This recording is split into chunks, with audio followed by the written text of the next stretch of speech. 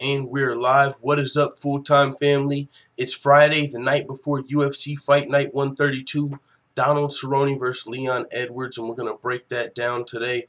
And also, last night we had PFL 2, which was the debut of Kayla Harrison. We're going to talk about that toward the end of the show. So tomorrow's UFC Saturday. Yesterday was PFL Thursday. And today might be Bellator Friday. There's not a Bellator fight, but there's a lot of Bellator news. Lyoto Machida was just picked up by Bellator. We're going to talk about that, as well as Gegard Mousasi versus Rory Macdonald has been recently announced for September 29th. So a lot of interesting things to talk about, and some good fights to look forward to tomorrow night. So let's jump right into that, and we're going to cover these topics, and we'll probably run about an hour, however long it takes to cover these topics. And because not only do I want to get to bed pretty early tonight so I can wake up as early as possible, because don't forget, the fights tomorrow honestly start at 4:30 a.m. Eastern time. So, I mean, it's going to be hard to catch all of the fights. The fights are in Singapore, so that's why the timing is different.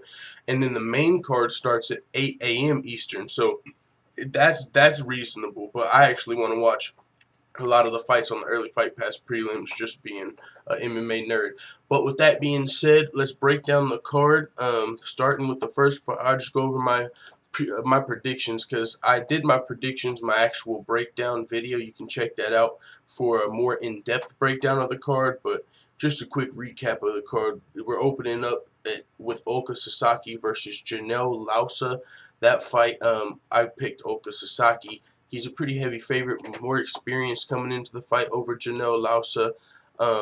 Oka Sasaki, I believe he has a lot more UFC experience as well, going off the top of my head. Yeah, he's got more UFC fights. He's got a losing record in the UFC, but he's been fighting tough guys. Jussier Formiga's a guy that's right now being discussed for, one of the next guys to fight Demetrius Johnson. So that was a top 5 fight. Went over Justin Scoggins. Lost to former title challenger Wilson Hayes. I mean, so he's fought some tough guys down at flyweight. So, and he's fighting the less experienced Janelle Lausa. So yeah, I got Oka Sasaki in that fight. Then we've got Naoki Inoue versus, I don't know how to say his name, forgive me, versus Matt Schnell. Now, Inoue, I wish I could wake up early. I hope I can wake up early enough to watch this fight, because I'm really interested in this fight. Inoue is 11-0. But he's got good striking and a ground game. 1-0 in the UFC. He looked good in the striking in his UFC debut, but he's going to be taking Matt Schnell, who's still going to be the toughest fight of his career. And even though he's undefeated, that doesn't mean he's going to get a win in this fight necessarily. This is going to be a close fight, and he is undefeated, so that's what kind of the reason I want to watch this fight. But yeah, I picked Inoue to win this fight, but let's look at Matt Schnell's. Matt Schnell, he's got 2 losses in the UFC and 1 win. So both of these guys have 1 win in the UFC. Matt Schnell has 2 losses, both in the form of a first-round KO. But Rob Font's a pretty high-level guy, and so it's still a pretty close fight. So I'm interested to see if Inoue can remain undefeated against Matt Schnell. That's a fight that I would like to see if the time frame given. So we'll see what happens. If I can, that fight might be on at like 4 in the morning, because these fights come on at 3:30 a.m. my time. But luckily, I actually woke up pretty early today, so that might work out for me. So we'll see what happens. Moving on to another fight I would like to see, actually. Viviane Pereira versus Yan Xiaonan. Viviane Pereira, man, I think she's a natural atom weight. They don't have that division in the UFC, 105 pounds, but I'm pretty sure she could fight there if she didn't in previous organizations. I believe she's like 5 foot tall, but she's 13-1 in her professional career in whatever weight class, only 24 years old. She's 2-1 in the UFC, and her only loss is to the very talented Tatiana Suarez. Tatiana Suarez is a force to be reckoned with in this division. She's a very high-level wrestler, and she was just able to, submit, I believe, Alexa Grasso in the first round using her grappling skills. So Tatiana Suarez is very talented.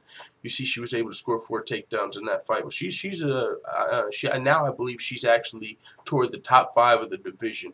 But other than that, Viviane Pereira was able to defeat Valerie Leitrenault and also Jamie Moyle. So I would like to see that fight. She's going to be taking on Yan Xiaonan. I think Yan Xiaonan might be 1-0 in the UFC. Don't recall. But either way, I picked Viviane Pereira to win that fight. So And then we got Jake Matthews. Jake Matthews, I would like to see him fight as well. You know what I'm saying? So that's why I want to try and wake up as early as possible for this card. Another good fight. Jake Matthews versus Shinso Anzai. I got Jake Matthews in this fight, but it's not a great matchup for him. Jake Matthews is a wrestler coming up from lightweight. He's had success in his welterweight debut. His last fight was against Li Jing Liang in a fight where he ate some eye gouges, like he was wrestling, and Li Jing Liang actually gouges his eyes a little bit to the point to where he was bleeding, and it might have been more than once if I'm remembering correctly, but Jake Matthews was still able to pull off a dominant decision victory over Li Jing Liang, who's actually fighting on the main card. Now Shinso Anzai, he's got UFC, he's a legit welterweight, been fighting at welterweight, and he's got strong wrestling. So Jake Matthews' strength is his wrestling, and so it's going to be harder to out-wrestle a bigger guy who's also got wrestling skills in this fight. But Jake Matthews is also well-rounded, so I'm really interested in this fight, but it's by no means a gimme for Jake Matthews. So I like that fight as well.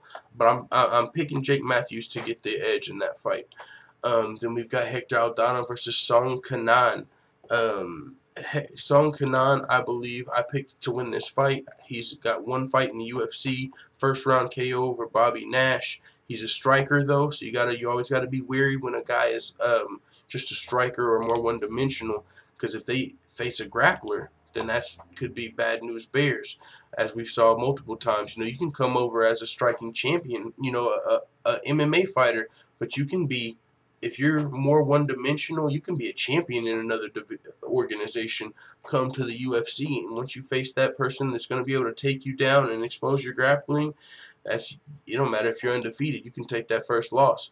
Now he's going to be taking on Hector Aldana. He's summoned his punching power 4-0. Song Kenan's the favorite in this fight. You can see why. Let more experience for Song Kenan. Hector Aldana also, this is his first fight in the UFC, and I believe his last fight might have been like 2 years ago, if I'm not mistaken. Actually, his last pro fight was like 4 years ago. Then he fought on the Ultimate Fighter in like 2016. But other than that, he hasn't even really been fighting. So you know, definitely giving the edge to Kenan Song, but I mean, it's still not a given. He's only had one fight in the UFC, even though he looked good in it. So giving Kenan the edge in that fight. Next, we got Shane Young versus Rolando Dai. Rolando Dai, I believe, is the only fighter from the Philippines on the card, if I'm not mistaken. I mean, this fight is in Singapore. Rolando Dai, though, taking on Shane Young from New Zealand. This fight is really close. I think I gave the edge to Rolando Dai, but, I mean, I think Shane Young might actually be the favorite in this fight. So this fight is another fight, going to be a good fight. As far as Shane Young is concerned, his first loss in the UFC, he only has one fight in the UFC, and it was a loss. It came to Alexander Volkanovski, though. Alexander Volkanovski's no slouch, so you know, and you know how that goes, especially on your UFC debut. A lot of the times, it's a short notice fight. And if I'm not mistaken, Shane Young's first fight was short notice against Alexander Volkanovski. So, you know, now he's going to have a full camp if he didn't in his first fight, which I believe was the case if I remember correctly. But also, Alexander Volkanovski is a very talented dude. So, it's going to be his second opportunity to earn his first W in the UFC. Shane Young's only 24 years old, and he's going to be taking on Rolando Dai. I believe Rolando Dai, let's pull up his UFC record. This is a close fight because I believe he's like 1-2 in the UFC, if I'm not mistaken. Oh yeah, I'm clicking on the wrong part. There we go. Let's see. Yeah, he's 1-2 in the UFC. His losses are to Alex Caceres and Teruto Ishihara, who aren't top 15, you know, level fighters. I don't think either one of them, have been in the top 15. But either way, they're both still experienced fighters. Teruto Ishihara fights out of Team Alpha Male. He's got a good camp. He's not, like I said, these guys aren't title challengers, but they're still solid UFC fighters in Teruto Ishihara and Alex Caceres. But Rolando Dai did lose to those two fighters, so this is going to be a close fight. He was able to pick up a win in his third UFC fight, where he was able to outstrike Wuji Burin, but he got taken down for a time. So, I mean, not super confident in the Rolando Dai pick, but we'll see what happens. I mean, Shane Young, I'm sure he's going to be looking for the W. Maybe Shane Young, you know, he is a slight favorite, but I'm just giving the edge to Orlando Dye. I think he's going to get some Philippine power behind him. No, I'm just saying, I don't know. But he has had more UFC experience with, like I said, legit UFC guys, camps for the UFC. So there's something to be said for that as well. And it's not like he's just way younger. So he's more experienced as a fighter, or especially in the UFC, and about the same age. So it's going to be a close fight, pretty much a toss-up. You could flip a coin, you know, not confident either way. But going next, we got my boy Israel A. His main event of the evening. I know it is. Song Yadong versus Felipe Arantes. Co-main event of the Fight Pass prelims. I believe I picked Song Yadong in that fight. That's another fight. Could go either way. Song Yadong 10-3, less UFC experience. But he's very young though. And to only be 20 years old, he's already got 15 pro fights, so he's pretty experienced for his age. 1-0 in the UFC, first round submission. So he's got good boxing. He's shown he can submit guys, and he's very young. So I'm really interested to see this fight. I definitely hope I wake up in time for Song Yadong versus Felipe Arantes. And Felipe Arantes, he's been around the UFC for a while, but hasn't been very active as of late. His last fight 2017, before that 2016, 2 fights. So he hasn't fought yet in 2018, you know, so he hasn't been super active. He's coming off 2 losses to tough guys in Josh Emmett and Eric Perez, which was a split decision. But yeah, that's going to be a close fight. You know what I'm saying? He's got more UFC experience. We'll see where Song Yadong his skills are as far as the UFC is concerned. He won his UFC debut with a submission. Very young, experienced fighter. So I'm giving him the edge, but we'll see what happens. That's a fight I got my eye on. And then in the main event, this also leads us into a news topic. We've got Teruto Ishihara versus Peter Yan. In this fight, Peter Yan is a pretty heavy favorite coming over, taking on Team Alpha Male's Teruto Ishihara. I think Song Yadong has been training with Team Alpha Male as well in the co-main event, side note. But Peter Yan, he said that he thinks that the UFC is trying to cut Teruto Ishihara in one of the news topics we're going to discuss, because he's a pretty heavy favorite. Peter Yan is coming into this fight. He hasn't been fighting in the UFC. It's his UFC debut against, as I said previously, Teruto Ishihara. He's not a champion. He's probably not going to be a champion. That's probably not his path in the UFC, but he's still trains out of Team Alpha Male. He's got some experience, so you know he's training with a high-level camp. So he's still a skilled fighter. So where he is in the UFC is going to be a good test, especially for a first fight in the UFC for Peter Yan. But Peter Yan, he's been fighting tough guys outside of the UFC and the ACB, man. He's been fighting guys that are like 14-2, 11-0 before they fight him. He's been fighting tough guys over there. So he's only 8-1 making his UFC debut. This motherfucker's pretty tough, so I got my eyes on that fight, and I definitely got Peter Yan taking the win in that fight. But we'll go to the main event, only a 4-fight main event, or not main event, 4-fight main card, starting off with Li Jingliang, the eye gouger, versus Daichi Abe. Li Jingliang is coming off that loss to Jake Matthews, where the infamous eye gougers, of course. But before that, man, Li Jingliang is actually a very talented fighter. Very talented fighter. He's 30 years old with 19 pro fights, good wrestling and jiu-jitsu, but also knockout power. Very well-rounded. He's coming off that loss to Jake Matthews, but before that was on a 4-fight winning streak.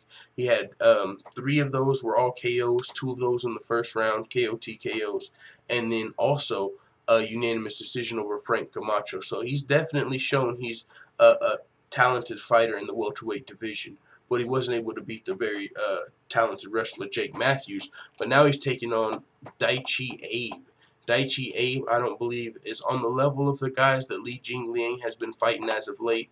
You know, Jake Matthews, Frank Camacho, all of those guys, Zach Atto, Daichi Abe. So he's definitely got his hands full in this fight. I'm definitely picking Li Jingliang. Daichi Abe might even be making, yeah, he's 1-1 in the UFC. And I don't believe he's fought anybody on the level of Li Jingliang so far. So not much to break down in that fight. I'm pretty much just giving it to Li Jingliang. We'll see what happens, though. And, you know, Daichi Abe also, if you look at his wins, I don't believe he's scored a lot of takedowns to lead me to believe he's going to, like, have the wrestling like Jake Matthews did. Yeah, he's a stand-up fighter in his summary. And then in his 2 fights, Yeah, he scored one takedown in his 2 UFC fights. So I'm giving it to Li Jingliang. Possibly get another KO TKO, but we'll see what happens. Then the next 3 fights are all really fun. There's no way I miss any of these fights. Jessica Eye versus Jessica Rose Clark. In my original predictions, I gave the edge to Jessica Eye, but if you keep up with the betting on the fights with fake money series, I actually gave the edge to Jessica Rose Clark. I think Jessica Rose Clark's going to be able to get the job done, especially after talking to Coach Shelton Harrison. After I made my predictions, also he's going with Jessica Rose Clark, and that's actually where I'm going to be doing a debate after the show, so tune in for the details for that a little later on. But between Jessica Rose Clark and Jessica Eye, this is a fight that's going to be contested at flyweight, 125 pounds. Jessica Rose Clark, 2-0 right now at 125. UFC debut, she won over Beck Rawlings. Very fun fight. I became a fan after that fight. That's when I hopped on the bandwagon, we'll say, because she's been fighting tough fighters before the UFC. But now that they've got this strawweight division, she's in the UFC, and she's looking great. She's had a really fun fight against Beck Rawlings in her first fight. Next, she fought Paige Van Zandt. That fight was overshadowed a little bit because Paige Van Zandt broke her arm in that performance. So, that was the story after the fight. It wasn't about Jessica Rose Clark and how good she looked in the fight, but now she's 2-0. Now, to be fair, the 2 girls she's fought so far in the UFC were both former strawweights. They were both former 115-pound fighters. Jessica Eye is a former bantamweight. She's been fighting big girls, you know what I'm saying, before this division was created, which is where she believes is her home. So the UFC didn't have this division. She was forced to fight up. So she was fighting bigger girls. So she was on like a 4-fight losing streak. But she did win her flyweight debut against Kalindra Faria. Now, it was a split decision, but Jessica Eye is now 1-0 at 125 pounds. She's going to be looking to remain undefeated. Both of these girls are going to be looking to remain undefeated at 125 pounds.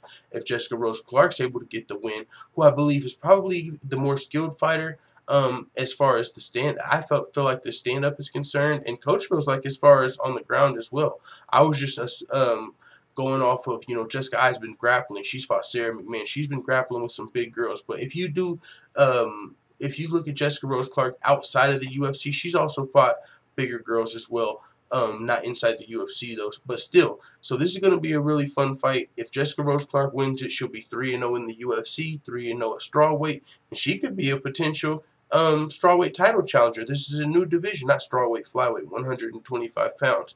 But she'll be the first fighter, to my knowledge, at 3-0 in this new division. And we got Valentina Shevchenko likely fighting for the title next. Sarge Eubanks is up there. But Jessica Rose Clark is a girl that could likely be fighting for the title. If she gets a spectacular performance in this fight, she might get it off of this, but of course we still got to wait on Valentina Shevchenko.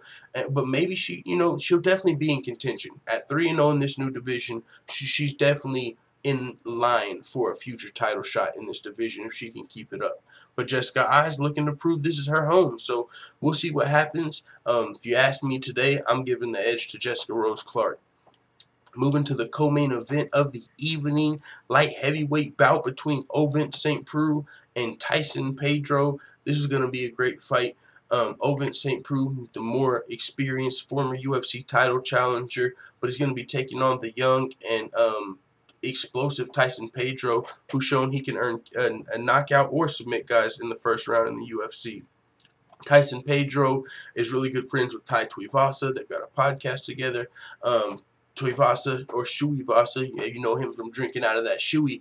But these guys, they really bursted onto the scene this past year, both of them, in the light heavyweight and heavyweight division. They're both young, and they've got a bright future in the UFC. But this is going to be Tyson Pedro's toughest task to date in Ovince St. Preux.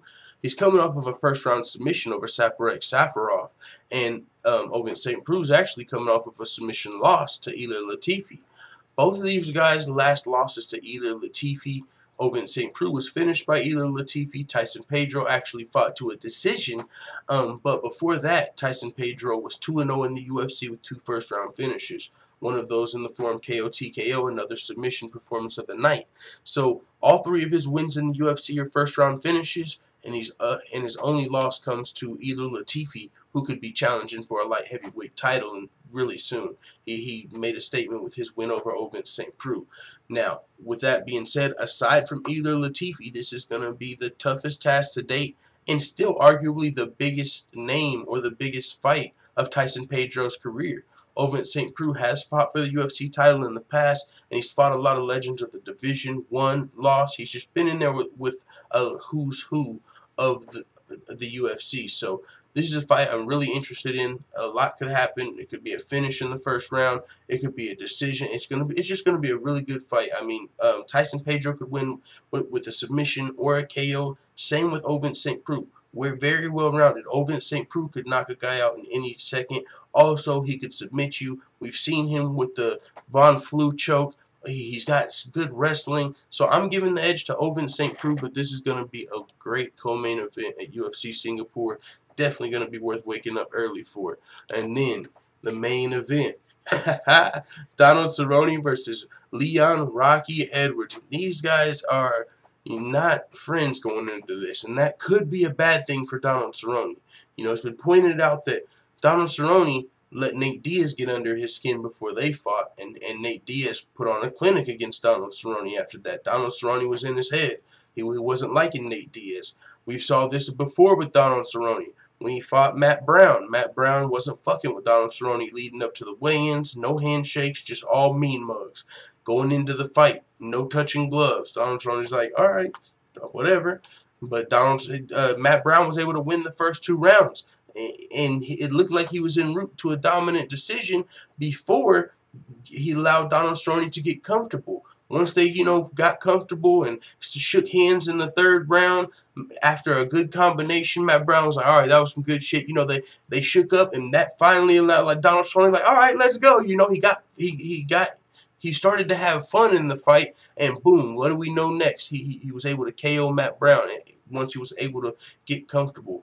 Now, in this fight, it's as far as psychologically, it's not looking good for Donald Cerrone because what we just talked about.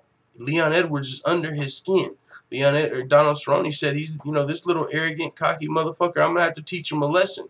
And this is kind of like part of the future of the welterweight division versus Donald Cerrone, just one of the veterans of the UFC lightweight and welterweight division. But even up at welterweight, he doesn't have the best record, but he's been losing to the best fighters in the world.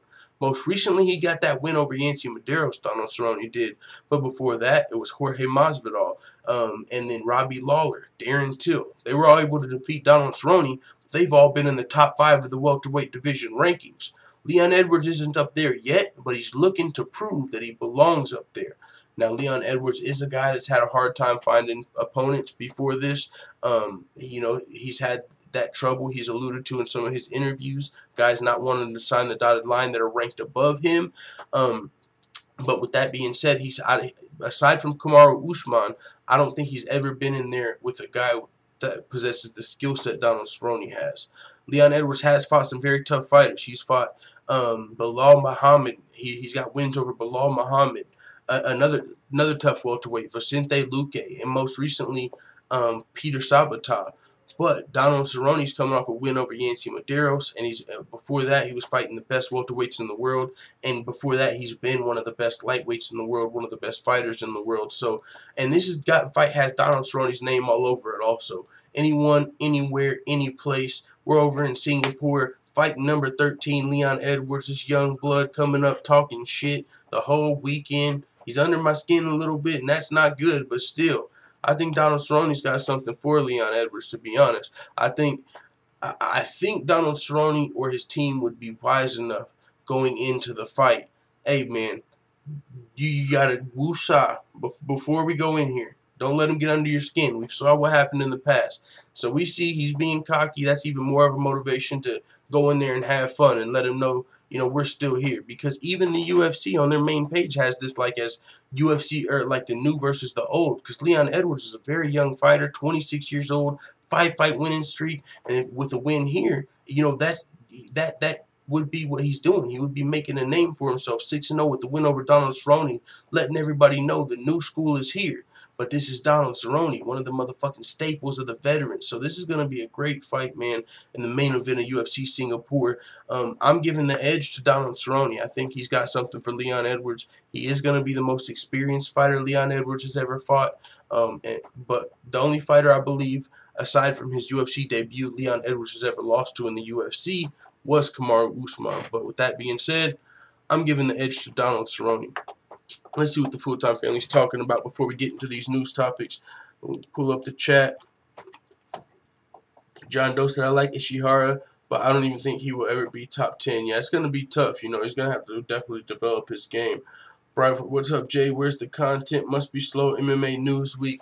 I've been having a lot of stuff to do. There's a lot of content on Patreon as well. I've been like, for each video that I've put on YouTube, there's probably at least another one on Patreon. You know, I'm splitting them up, but if you want to check it out, it's still free over there, and it's only a 3-day wait. It used to be 5, but I was like, you know what, we'll just do 3. So if you want to go check out the Full-Time MMA Dojo on patreon.com/fulltimemma, there's a lot more topics over there and just different stuff. So, yeah, make sure you check that out if you want to see more videos like that.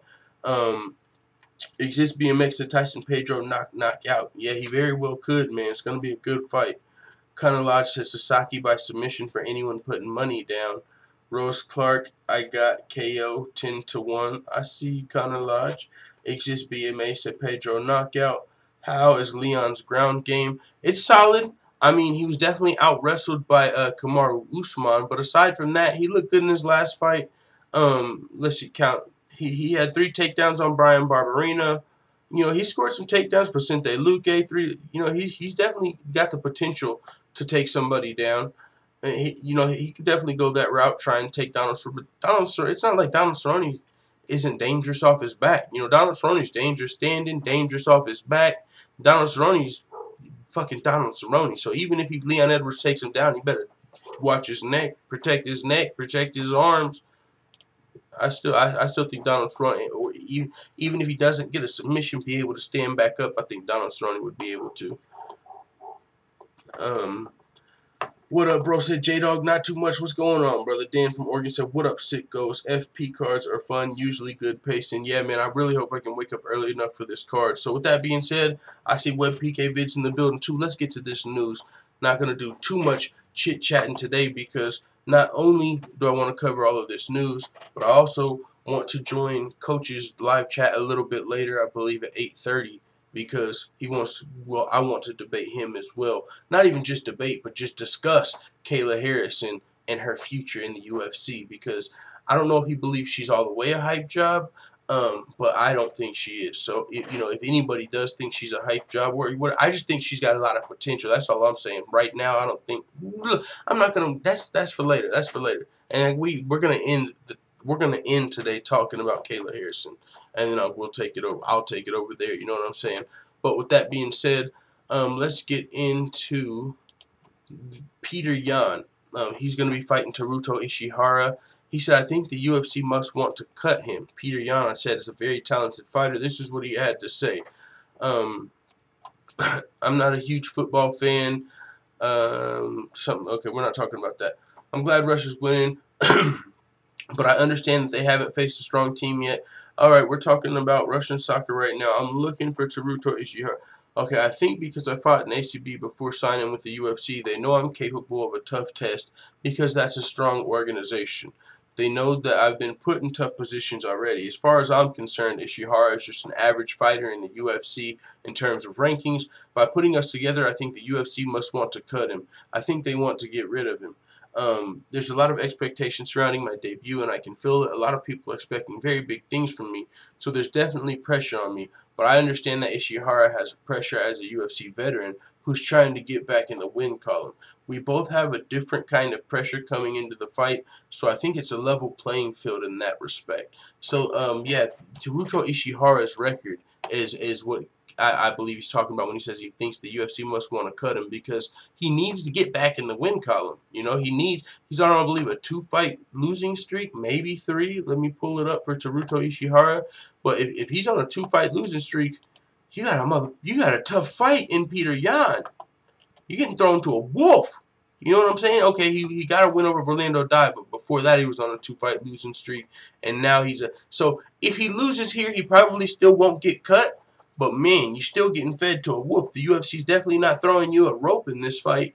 You know, he has a loss to Artem Lobov, lost to Gray Maynard, so he's won one fight out of his last 4. If he loses this fight, you know, it'll be a little worse, which is very likely against Peter Yan, who's coming over here from the ACB. Like I said, fighting killers. He's probably a pretty heavy favorite in this fight. So if Teruto loses a fight after this fight, then he could be Bellator bound. We'll see what happens. And speaking of Bellator, we're going to be discussing them a little later, actually. And Scott Coker's looking to blossom the roster, so you know, we'll see what happens with Teruto, but that's what Peter Yan is talking about a little bit. But also, fighting on the card, Leon Edwards came out. This article came out today, I believe, June 26th. Yeah, today. Leon Edwards was never a fan of Donald Cerrone's journeyman approach to MMA. What? Feels there's a blueprint to beat him. What? Who's not? Oh, come on, dog. Who's not a fan of anyone, anywhere, anytime? I mean, we'll see what he's saying, but what? Like, that's a fan's dream. Like, Donald Cerrone, or maybe not even just a fan. If you're a fan of Donald Cerrone, you're probably like, come on, why are you fighting Darren Till? You know, you should be fighting bigger fights or whatnot. But as far as anyone, anywhere, anytime, I think that's pretty fucking cool. There's not many guys like that left that are willing to fucking do that. Cool. Singapore, hey, I'm down. I want to explore the world. Who? Oh, it doesn't matter. Darren who? Darren Edwards? Did you say, Leon Till? I'm in. Fuck it. I'm just in. You know what I'm saying? Fuck. I don't know. What are you talking about? He said he's a legend of the sport, but I wouldn't say I was a fan of his just because of his approach to fighting. I think it's more like a journeyman. I don't think he cares whether he wins or loses. He just shows up. As long as he fights, that's good for him. To me, I think his approach is more like a journeyman approach. You're just there to fight. You're not there to win or lose. I don't think it bothers him whether he wins or loses anyway. That's his approach. But my approach is I want to win every fight. I want to be a world champion. That's my aim in the sport. Okay, I see where you're coming from. He doesn't like that Donald Cerrone's in there to have fun. He's in there. He's a try-hard, essentially, if you know what that means. He's a try-hard. I'm in here to win every fight, to get to the UFC championship, and that's my goal. I'm working every single day to become a UFC champion. Boom, boom, boom, boom, boom. Well, and Donald Cerrone's the guy. He's in here to fight. This is what I love to do. I'm getting paid to do it. Hey, it is what it is. Let's do it anywhere, any place. You know what I'm saying? So he's just not a fan of Donald Cerrone's mentality. But I don't know if that's the case, though. I don't think Donald Cerrone doesn't care if he wins or loses. You don't think Donald Cerrone wanted to win that Robbie Lawler fight? You don't think Donald Cerrone wanted to beat Darren Till? Just because he's taking the fight doesn't mean he doesn't want to win it. Donald Cerrone, you know what I'm saying? I think he wants to win the fight. But if he doesn't win the fight, it's not going to get him down and out. He's going to still, hey, where are we going tomorrow, man? He's not going to get too down on himself. You know what I'm saying? So I don't necessarily agree with Leon Edwards here. I'm a fan of Donald Cerrone's approach to the sport. You know, what is he supposed to do? Like, you know, it's life. You also have a life to live. You know what I'm saying? Like Donald Cerrone, he's enjoying life, and fighting is a part of life. He also enjoys fighting. Just because he enjoys fighting doesn't mean he enjoys losing. Yeah, I'm sure he's going to respect his opponent, but Donald Cerrone, he's not just in there. You know what? Yes, we lost, but we got to fight. Yeah. I'm just happy we lost. Like, what? Come on, dog. But he continued to say, and they're fighting in the main event tomorrow. Keep in mind, and it's an early card. UFC Singapore is coming up early. What time was that? Like, early fight past prelims, 4:30 in the morning. Main card, 8 a.m. So if you want to watch Leon Edwards fight Donald Cerrone, it's going to be a great fight. You better wake up early. Set your alarm clocks. He said, he's a 36-year-old man now. He took a lot of damage in his last, 6 or 7 outings? 6 or 7 outings, dog? Damn. OG, triple OG. He said, we've watched his last 4 or 5 fights, and honestly, there's a blueprint there. I see a super chat coming in. I don't know if he sent a message. Keep up the work and MMA passion and reporting, Taco Bell Wani. Fook the haters and tell them they can lick each other's cunts. Fook you haters, you can lick each other's cunts. Thank you very much for the donation, good sir. But to continue with what Leon Edwards was saying, and thank you, David C. That was from David C. Much appreciated on the super chat. He said, we've watched his last 4 or 5 fights, and honestly, there's a blueprint there. I can execute it. As far as why he's really struggling, I don't know. Welterweight is probably just too big for him, or his chin is deteriorating. I don't know about this, man. He's a little confident. And Donald Cerrone's got a this doesn't seem like the same type of Darren Till confidence trash talk. I know my abilities do. He's like degrading Donald Cerrone. I think he might be too small for the division. He might be too old. His chin's deteriorating. And you think this okay, brother, I can't wait for tomorrow. I can't wait for the fight tomorrow, man. I'm picking Donald Cerrone if you didn't hear, but I cannot wait for this fight tomorrow. His chin is deteriorating, said Leon Edwards. It could be anything. Like I said, he's a 36-year-old man. His style of fighting, the way he's fought, it's been the same realistically for... He's had the same style for the last 10 or 15 fights. I don't think there's much different in his game, really, that's changed over the last 10 or 15 fights, from what I've seen anyway. So people are probably just getting used to what he does and what he throws and everything else. There's no mystery there. Okay, I'm done reading this. This dude, I'm just watching the fight. This dude's got another thing coming. I think he's completely disrespecting or disregarding Donald Cerrone with some of these comments. Not even a fan of his fighting style. Like, was there anything about Donald? I'm surprised he didn't come out and say, I don't like his hat, you know? I don't like the fact that he wears a hat. I just don't like Cowboys. I've always been a fan of the Cleveland Indians. I don't know. You know what I'm saying? I've always, like, come on. But with that being said, let's transition, though, into Bellator, which is where, as I said, you know, if Teruto Ishihara happens to lose a fight after Peter Yan, he could definitely be Bellator bound. That's a realistic possibility. But one person that is a fact going to Bellator is Lyoto Machida, and this is stunning to me. I didn't see this coming. I didn't know Lyoto Machida was a free agent, but I'm not surprised. You know, he was coming off that suspension, he fought Eric Anders. Before that, he fought Derek Brunson. So he's fought a couple of fights after his suspension. But there was talks after his last fight. I believe he called out He called out Michael Bisping. Didn't he even? He fought Vitor Belfort most recently, yeah. So he fought Vitor Belfort as well. So he fought Eric Anders and Vitor Belfort. So yeah, he's fought 3 fights since his suspension. Lyoto Machida's been pretty active since he's been back. The Dragon is now continuing with Bellator. Michael Bisping has, of course, retired since then, so that fight's not going to materialize.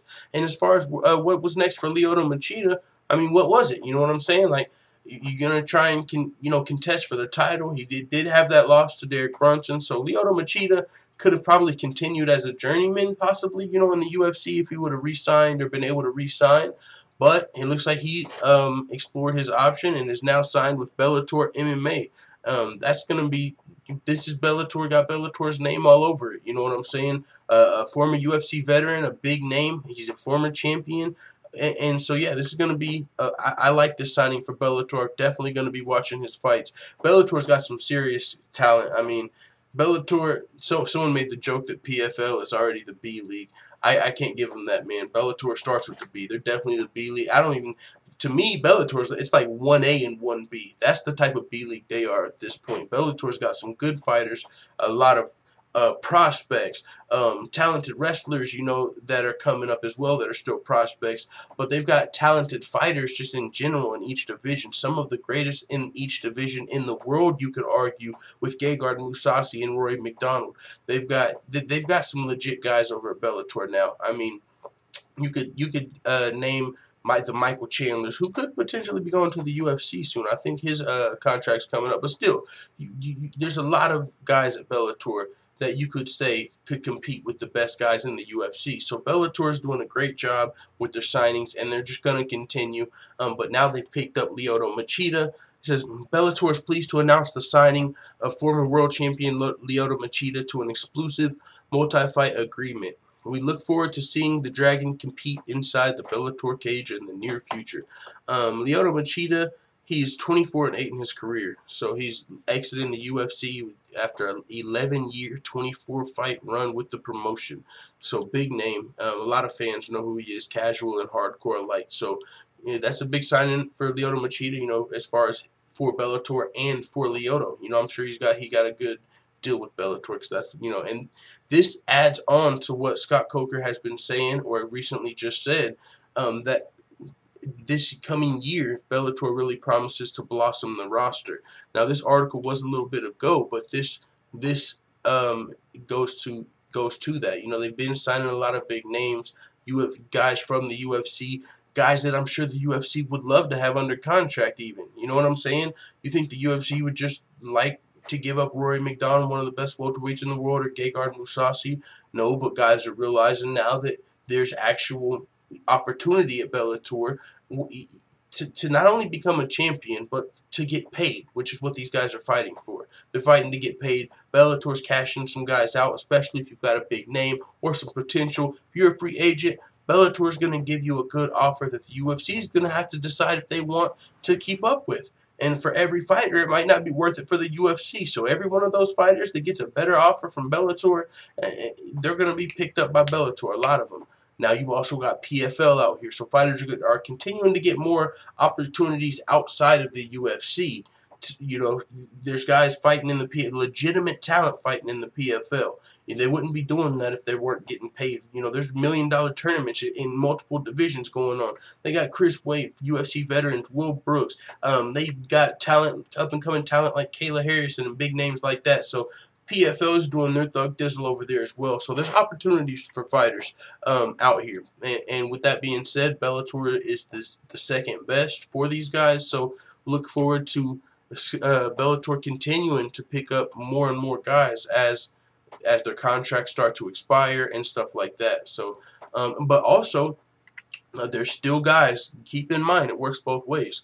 There's still guys in Bellator that have never seen that the grass might be greener on the other side, or, you know, how the grass is on the other side, or fighters that still probably had the dream of becoming a UFC champion, like Michael Chandler's talked about, like a lot of Bellator fighters would have to admit.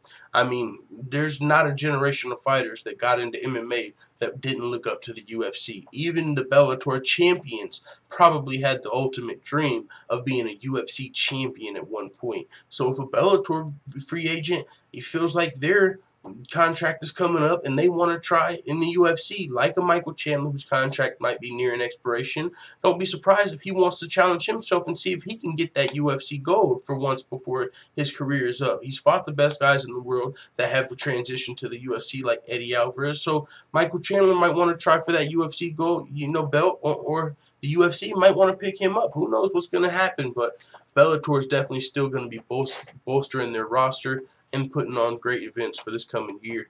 It's a good time to be an MMA fan for sure. You know, as far as what we've got going on, the PFL tournament, that seems super fun. This Bellator, they've got the heavyweight Grand Prix, a lot of talented fighters, and of course the UFC. I mean, come on. But speaking of Bellator, just sticking to Bellator before we switch over to the UFC, we've got Gegard Mousasi to defend his Bellator title against Rory Macdonald, who's the welterweight champion. So we've got a legitimate super fight, champion versus champion super fight over in Bellator. Now, Gegard Mousasi's the middleweight champ. Rory Macdonald's going to be coming up 15 pounds and taking on Gegard Mousasi. And Rory Macdonald's going to have his hands full, man. I mean, Rory Macdonald is a really good fighter, but it's going to be super hard for me to pick anybody against Gegard Mousasi. It would be hard for me to pick Robert Whittaker against Gegard Mousasi. So if you're telling me that Rory Macdonald's coming up and he wants smoke, hey, I'm watching the fight. It's going to be an amazing fight. Rory Macdonald is arguably the best welterweight on the planet. He does have a win over Tyron Woodley. Of course, it's not since Tyron Woodley's became the UFC champion, but he's got that notch under his belt. So he's talked about fighting in the Bellator heavyweight Grand Prix. I mean, maybe as a fill-in, you know what I'm saying? It's the heavyweight Grand Prix. I mean, they're down to middleweights though, so welterweight's not too unreasonable. Rory Macdonald's like, hey, Royce Gracie used to do it. Fuck it. I mean, you know what I'm saying?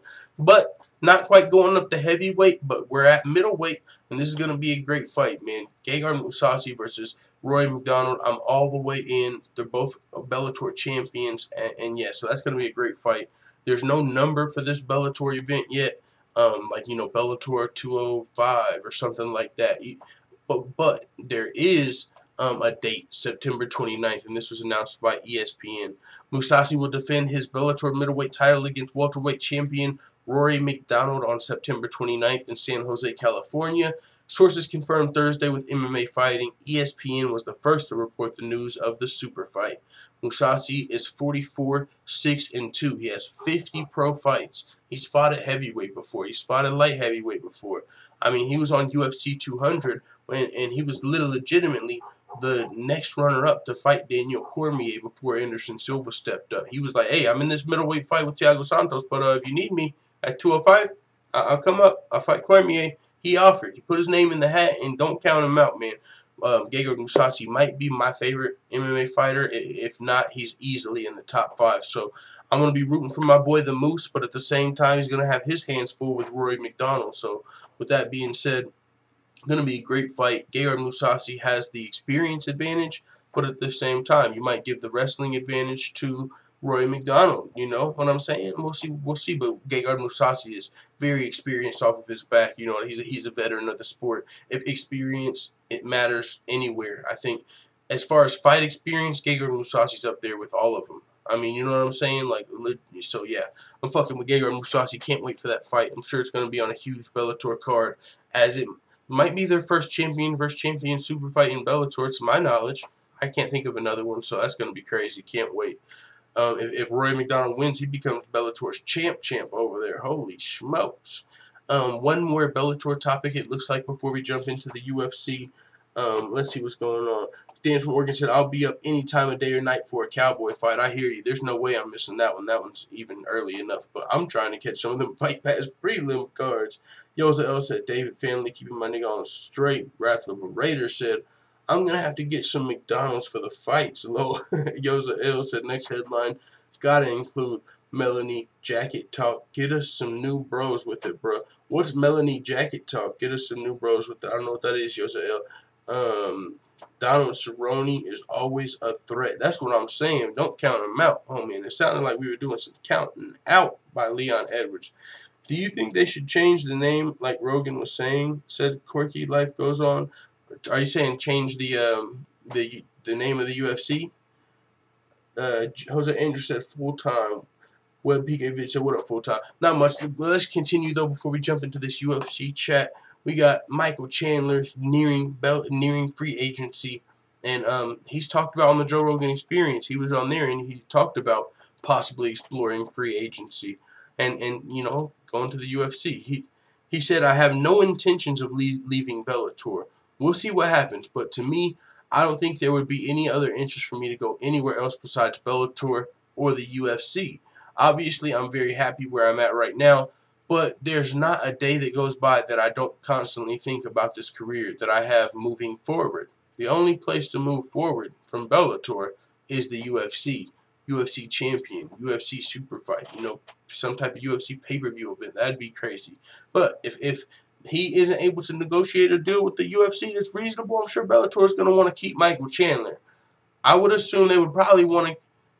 I would assume Bellator would probably be willing to pay quite a bit of money to keep Michael Chandler. This could be a play for Michael Chandler, like, hey, my free agency's coming up.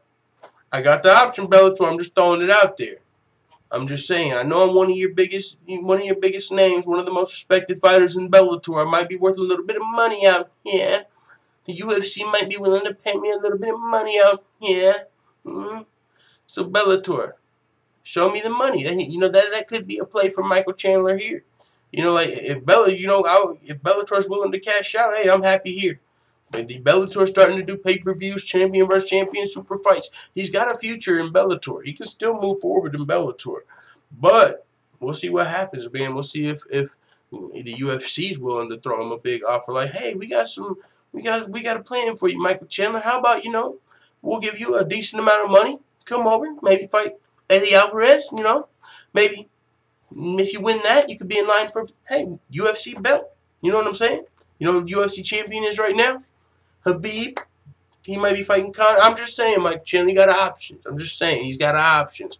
But he has no intentions of leaving Bellator. So if Bellator offers the bag, he might be staying. But with that being said, I found this out right before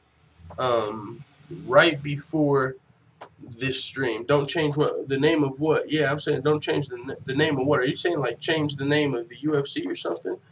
But this I found out right before this stream. I just read this. Robert Whittaker suspicious of Yoel Romero supplements, and if I'm going to believe anybody, and I'm just saying, there's no proof, so I'm not just going to say, hey, man, he's 100% right. But I'm just going to say, well, he makes a good case. That's all I'm going to say. Robert Whittaker's making a good case here. And he says, he's a top caliber athlete, but for him to come back the way he did and for him to feel so differently and perform so differently than he did a year ago, let's not forget, I have fought him before. I have experienced his shots. I have experienced landing shots on him. I have experienced him fighting him before. For him to make those changes physically and athletically in a year at the age of 40, I'm leaving that down to nothing more than magic. I can't see you jumping on a special diet filled with kale and good fruits and performing like that. Robert Whittaker's not a guy that's just known to come out here and throw dirt or throw shade on somebody at all. He's not that guy. He doesn't come out here and trash talk. He's not that guy. He's a quiet guy, humble champion, respectful champion. He won the fight. It's not like he lost the fight and he's coming out and making an excuse.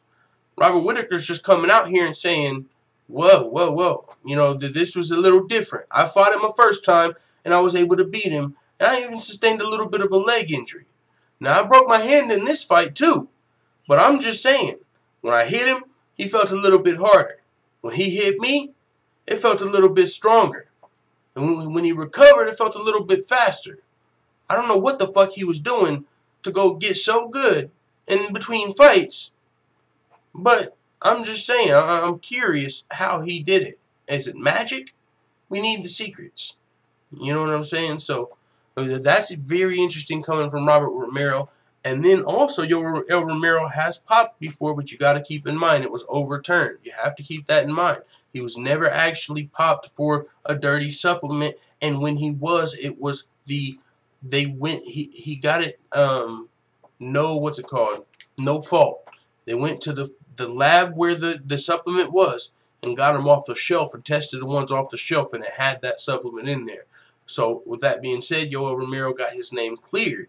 But still, there's been, I mean, if you talk about eye test, if you know what I'm saying, if you listen to any MMA podcast out there, people talk about the fact of Yoel Romero's physique at the age of 40 and how it is.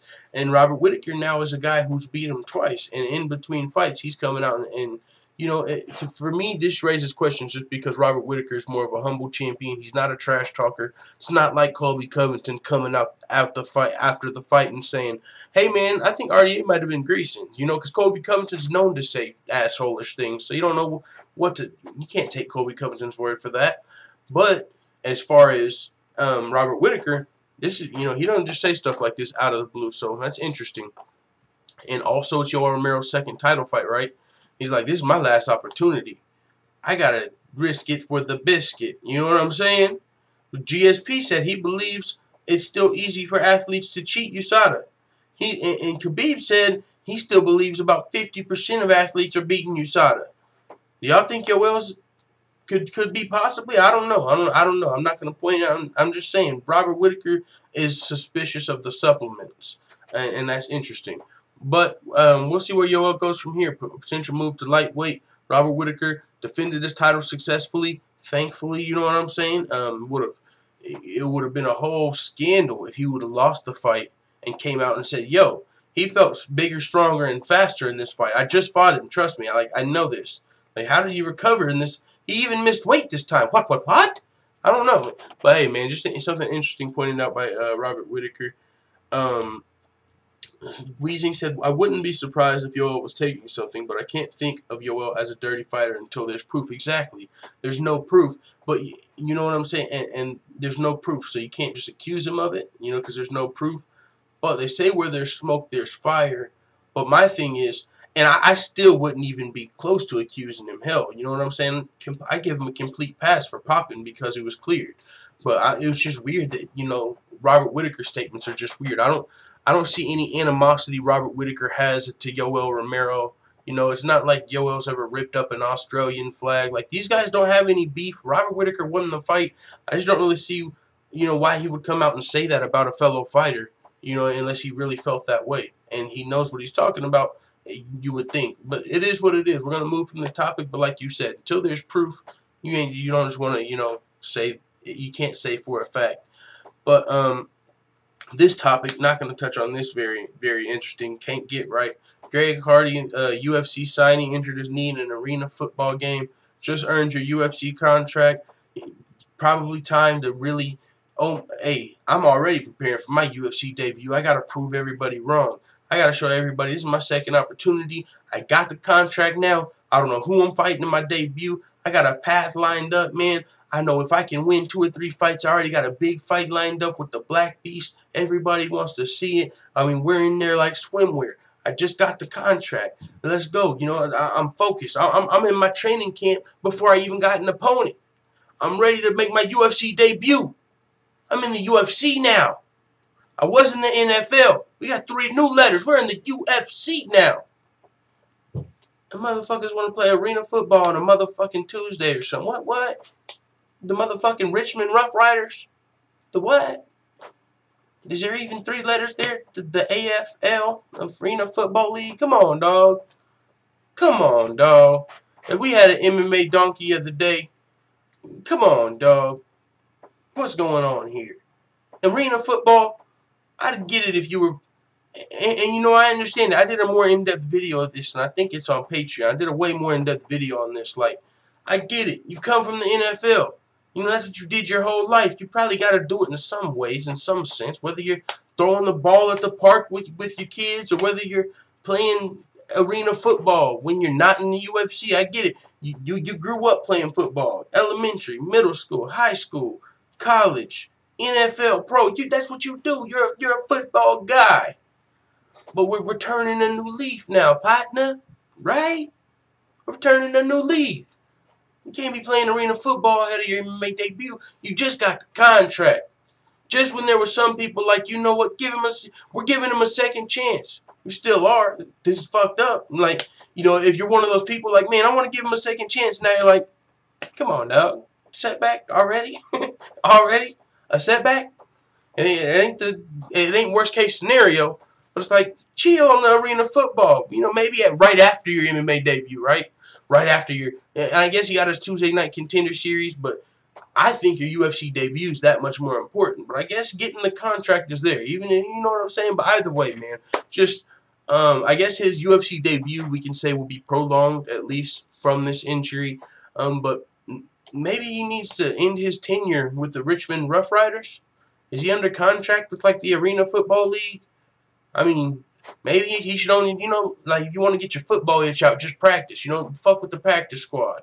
And let them hold your spot. You know, we're trying to focus on this UFC right now. That's what I'm saying. That's just me as a UFC fan. But you know what I'm saying? Come on, dog. But Jon Jones, this is interesting, has blasted Daniel Cormier, well, social media for Daniel Cormier's GOAT praise. He's blasting people like me because I feel like Daniel Cormier should already be in the conversation. I don't feel like Daniel Cormier, I mean, it's arguable. You could argue Daniel Cormier is one of the GOATs right now. You could argue that for sure. I could argue that all day with you. But there's no guarantee. But I think he should at least be in the conversation as of right now.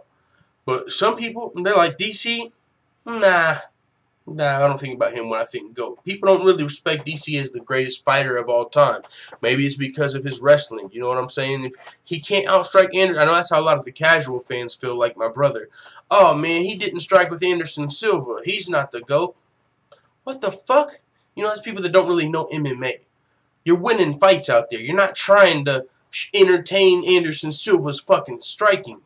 We all know what Anderson Silva does. We literally all know what Anderson Silva was capable of. Everybody.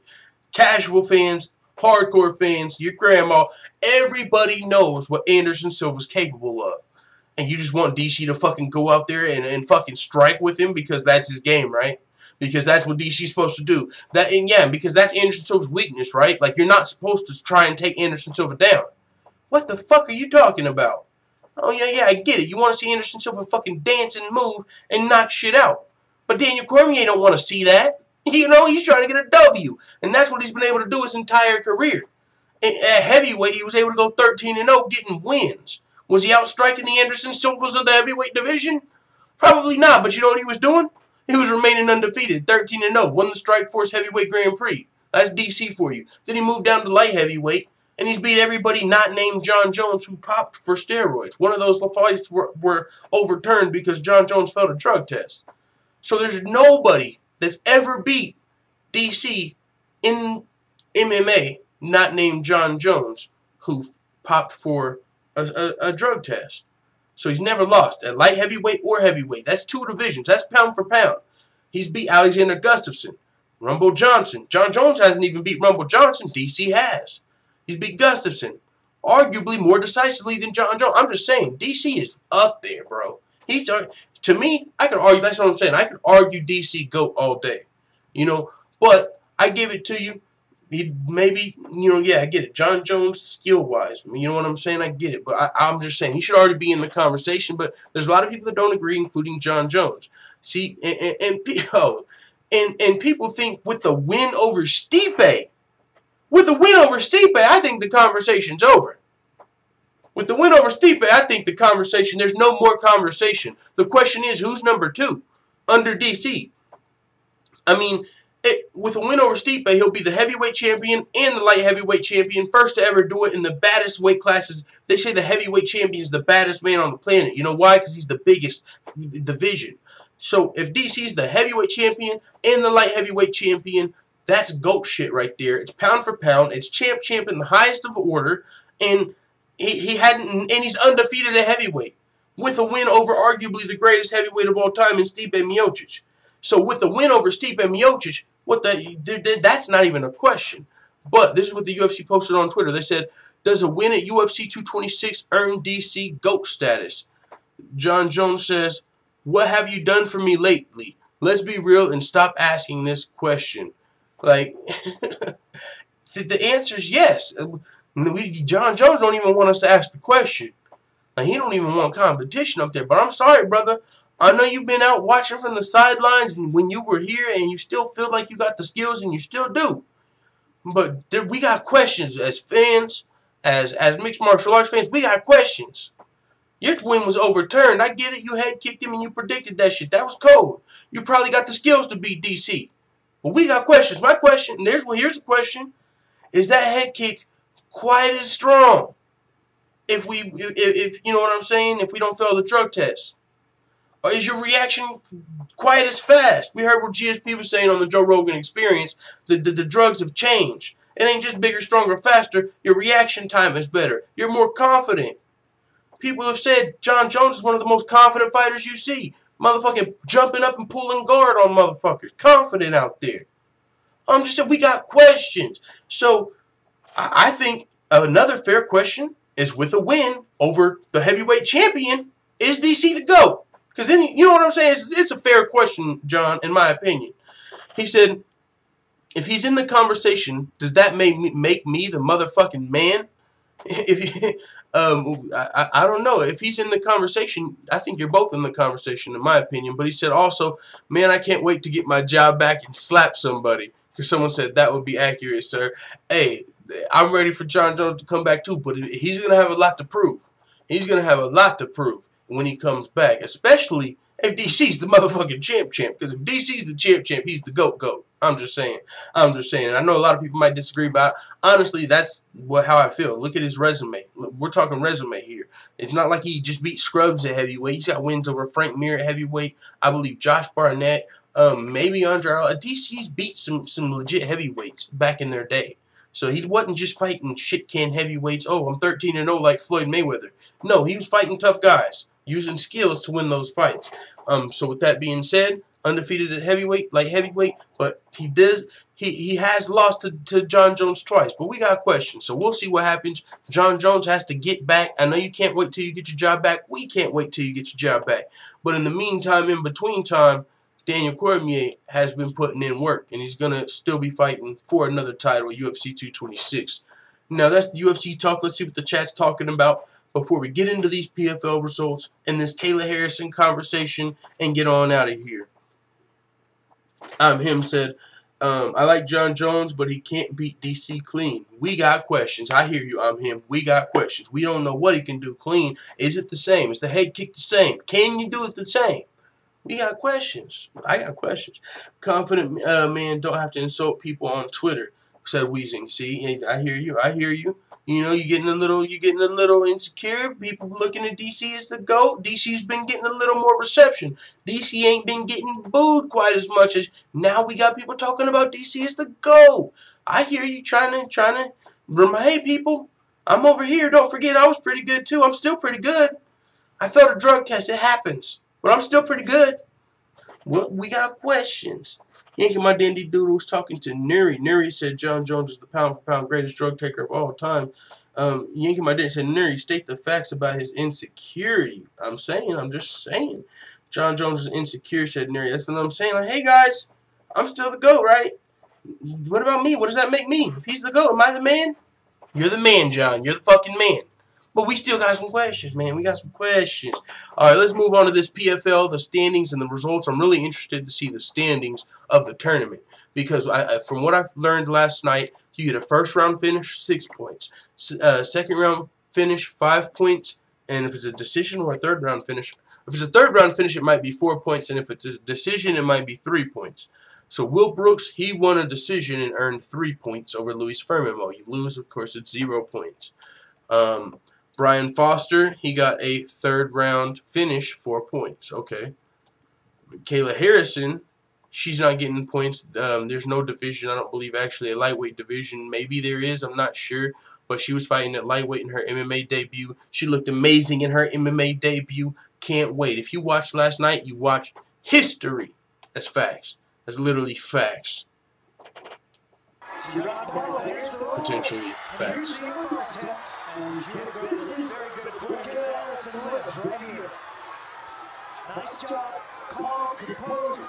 You're watching history right now. Watching history. That's history right there. That's a 2-time Olympic gold medalist. Two-time.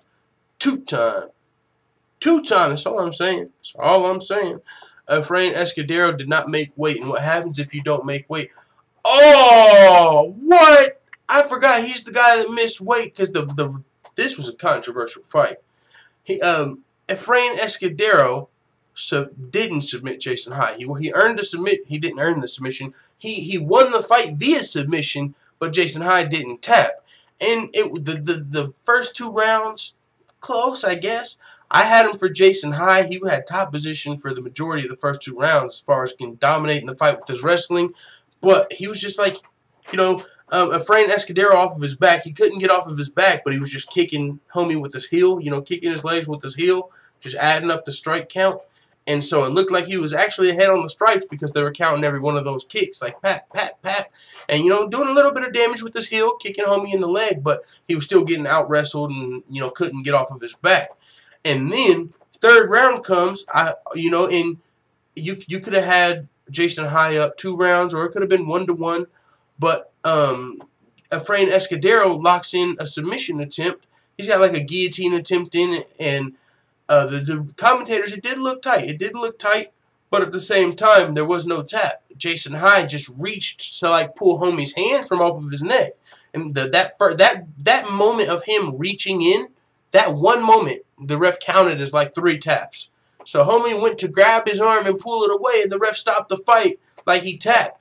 And so homie was pissed. Jason High was like, "What? I didn't tap." He got a hey.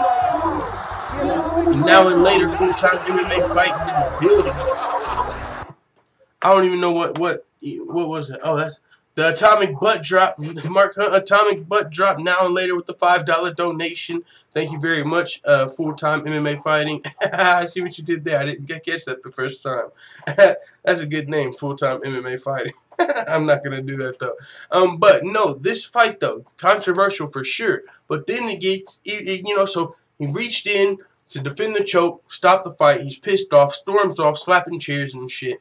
But the more controversy comes in because Efrain Escudero had missed weight. And the way the tournament rules work, if you win your fight and you miss weight, 0 points. So the only person in this tournament, in this fight, that was actually fighting for points was Jason High. Jason High, if he would have won 3 points with the decision, 4 points with that third round submission or finish. But Efrain Escudero got the controversial stoppage, and since he missed weight, he still didn't get no points. So Jason Hyde definitely got screwed out of his points there. But that, you know what I'm saying? It is what it is. You know how that goes. Moving on, we had Sean O'Connell with 5 points, which means a second round finish over Ronnie Marks. This was a comeback. Ronnie Marks looked like he almost had the finish in the first round.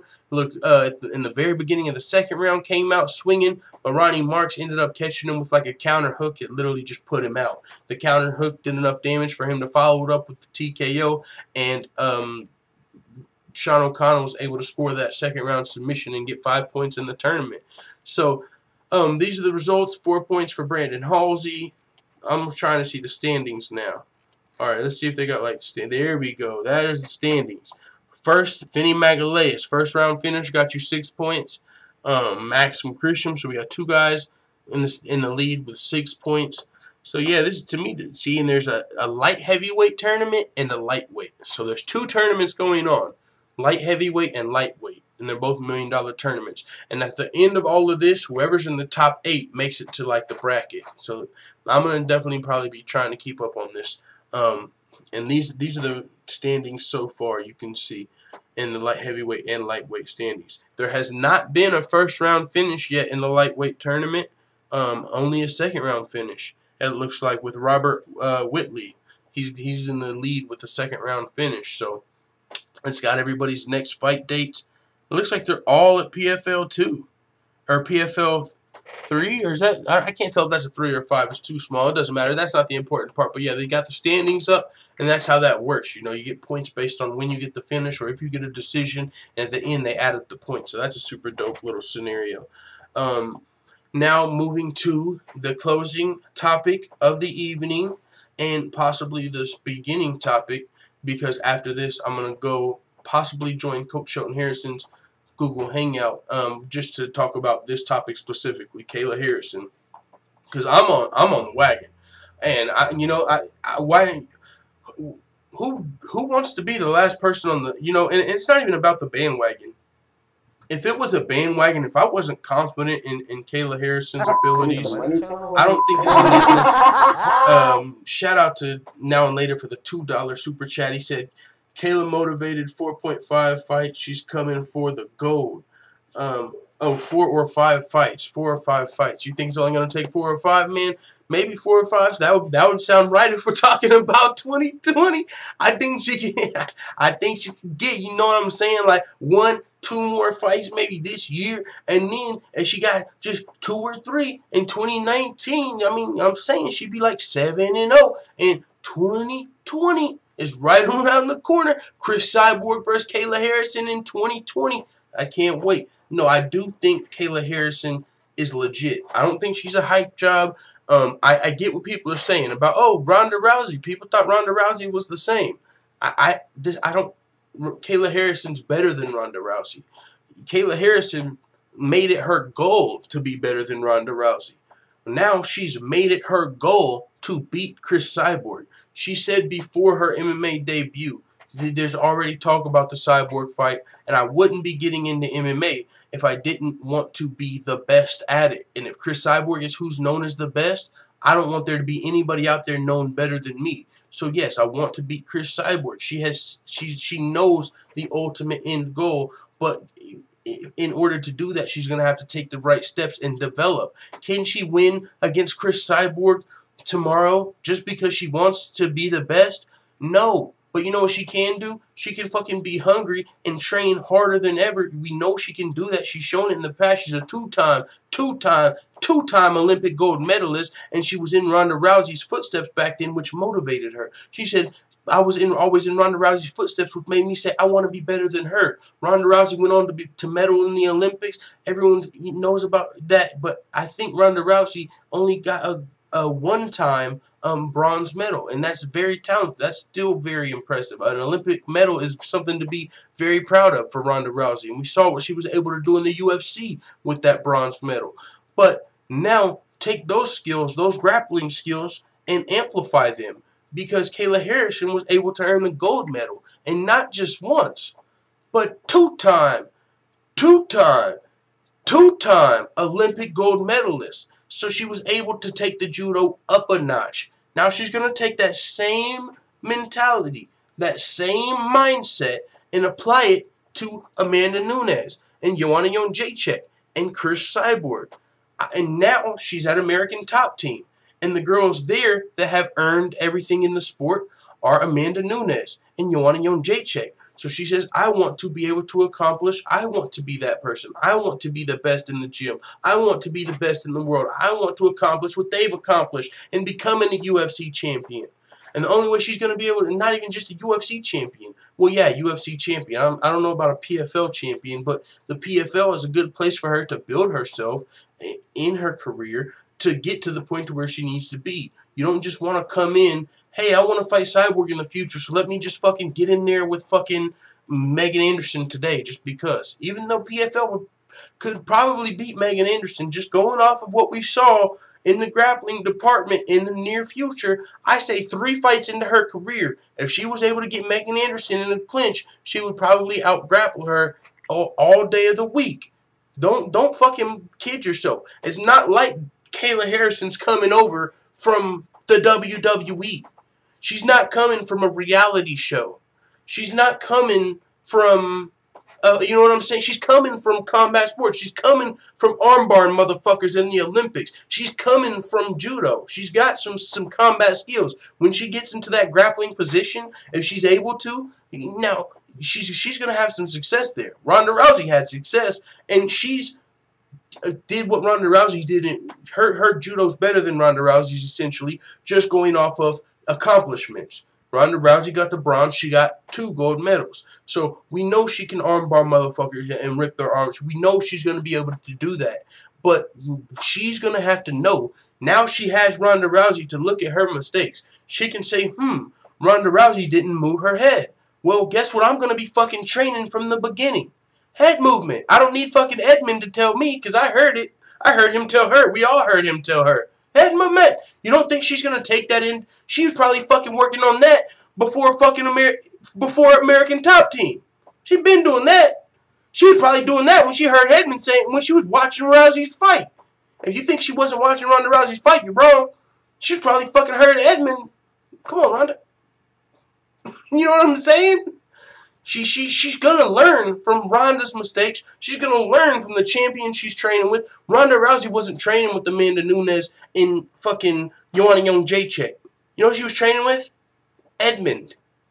That was probably her sparring partner and everywhere.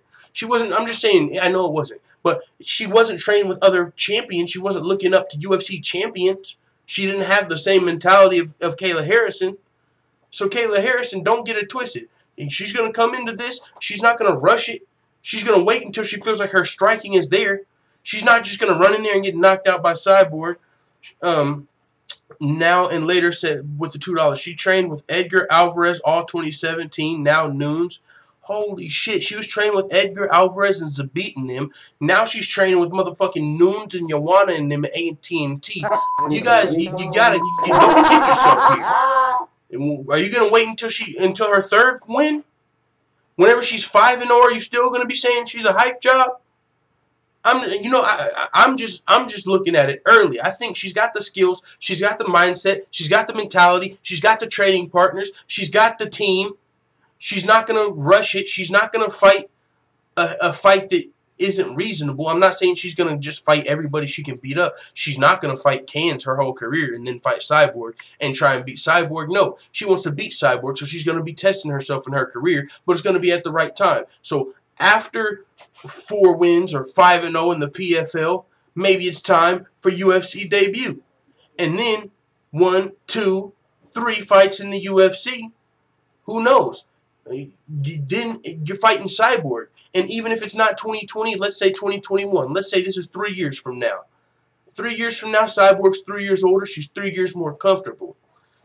That's 3 years more hungry. 3 years more experienced Kayla Harrison is in MMA.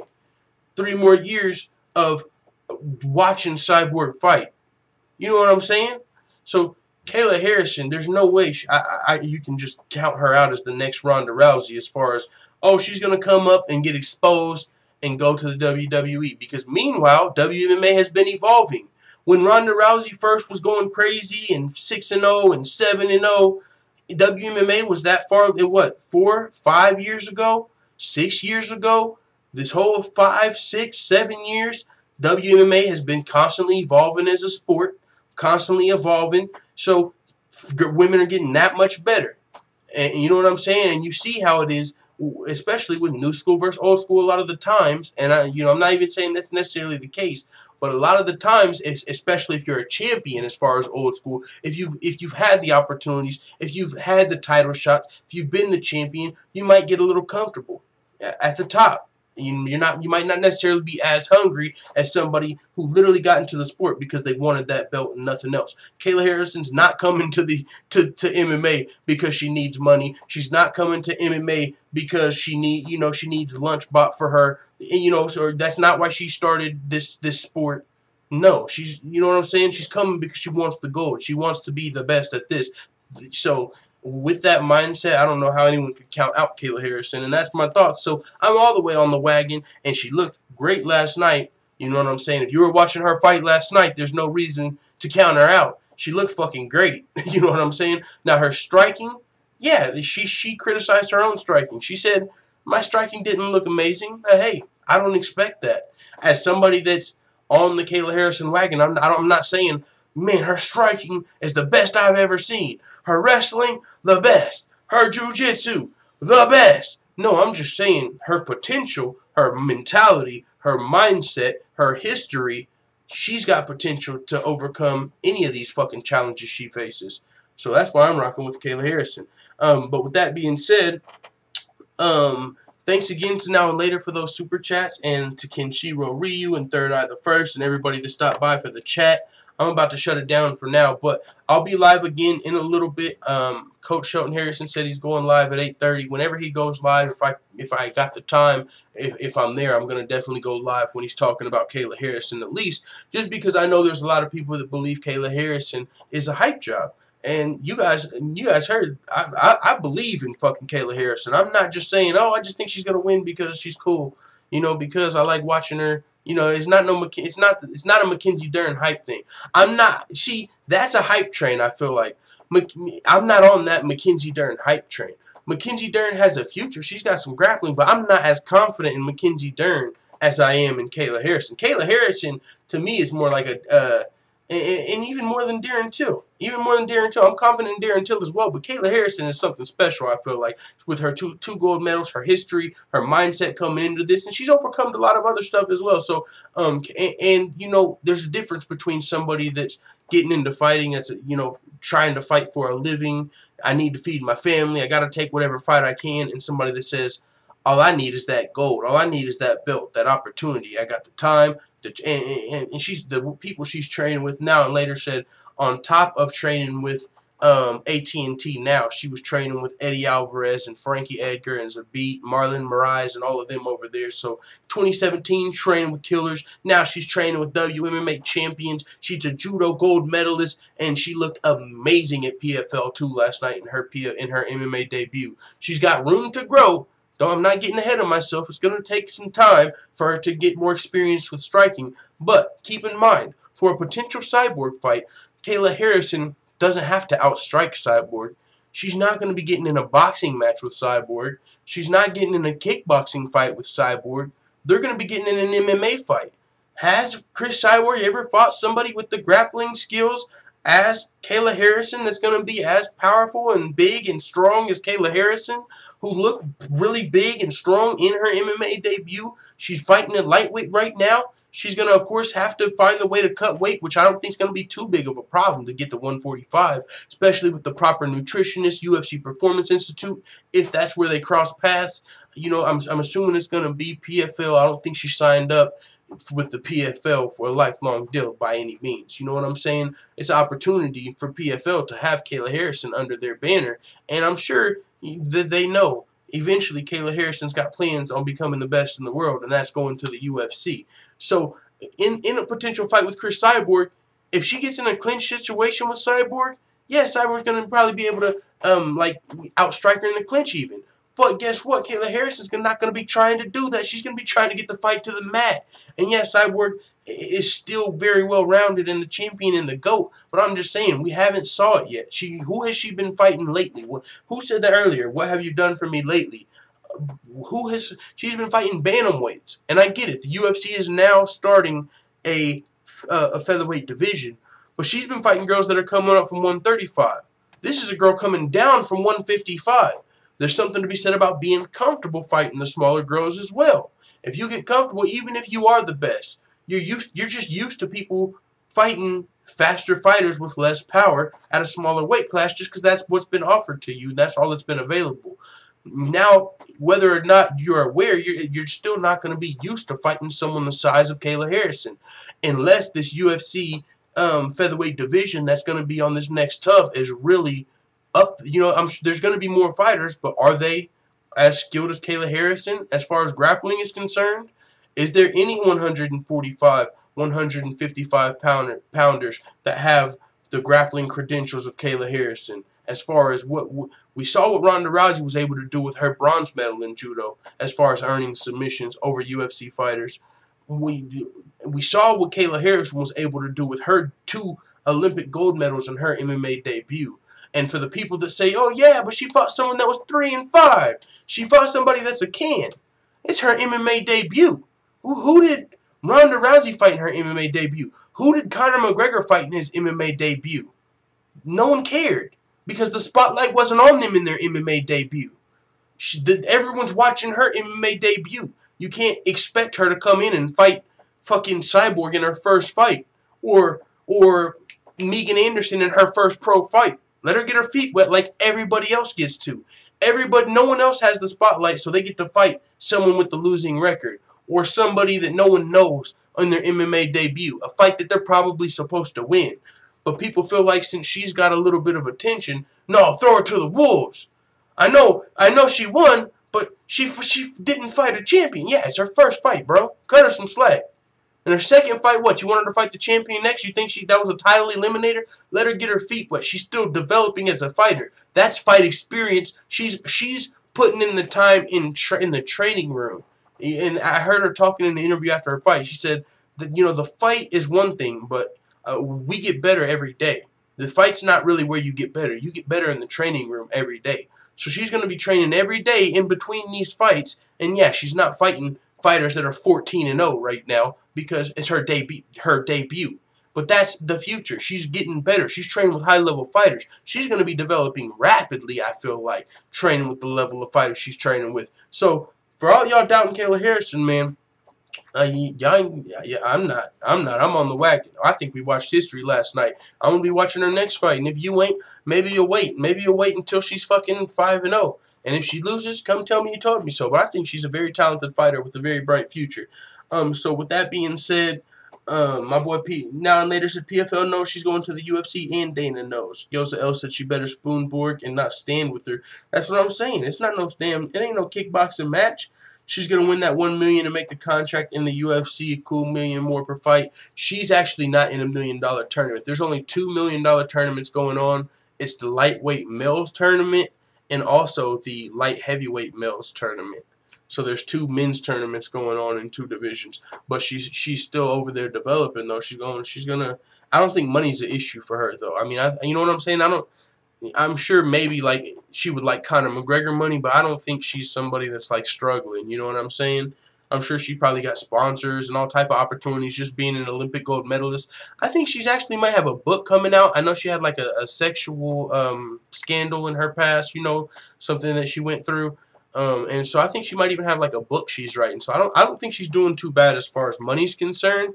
But yeah, man, I'm sure nobody would mind getting Conor McGregor money or Ronda Rousey money. Will she be a draw? Yes. Yes. Mr. Perfect 2005, she's already a draw. She's not drawing the casual audience right now, but you got people that are tuning in her debut. How many fighters can you say that for? This is her very first fight. How many people watched Conor McGregor's very first fight? How many people watched Ronda Rousey's very first fight? How many people watched Jon Jones' very first fight? Only Aaron Pico comes to mind as somebody that you've been watching them from their very first pro fight you've been watching. And so With that being said, will she be a draw? Yes, as well as, like I said, she's already writing a book. She's an Olympic gold medalist. How do you think Ronda Rousey became a draw? Not only armbarring chicks, but because she was also an Olympic medalist. It wasn't a two-time gold medalist, but Ronda Rousey, that was part of her story, her judo past. Kayla Harrison's got that. On top of, she's going to be a draw because she's always going to be tied to Ronda Rousey.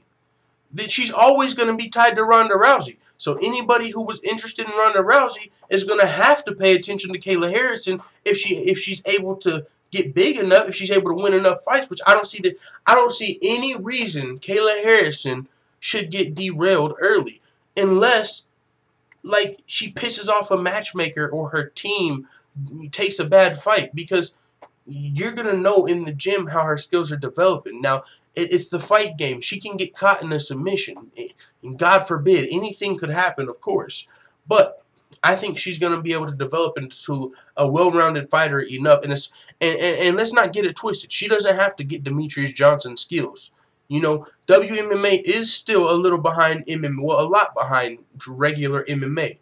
You know, you're not necessarily punished in WMMA for making the mistakes. If you make a mistake in a fight versus John Lineker at bantamweight, you can get fucked up. And it continues. You know, featherweight, don't make a mistake versus Brian Ortega. Don't make a mistake versus Conor McGregor, or you're going to sleep. That's not necessarily the case. So Kayla Harrison might have a little more room for error in her way up. And her grappling skills are always going to be there. Like, you know what I'm saying? She's a gold medalist. People aren't realizing not only was she ahead of Ronda Rousey as far as gold to bronze, which takes a lot of skill, but she did it twice. That's very talented. That shows work ethic. That shows dedication. And that shows drive, which is what she's going to bring over here. She's not just going to be some lazy fighter doing something in her off time. She's going to be going to sleep, waking up, thinking about the belt, thinking about becoming the best, watching Chris Cyborg tape. You know what I'm saying?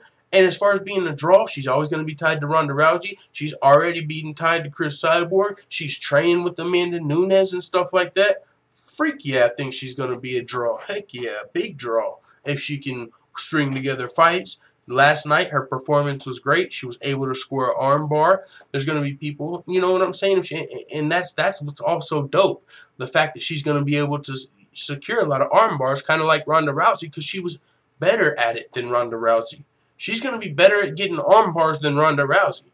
So that's gonna make everyone, if the people were upsetting Ronda Rousey, if Kayla Harrison can do it, I think she'll be able to draw that crowd back into MMA. If all the people that got their hearts broke with Ronda Rousey, maybe Kayla Harrison will be able to mend that in the future.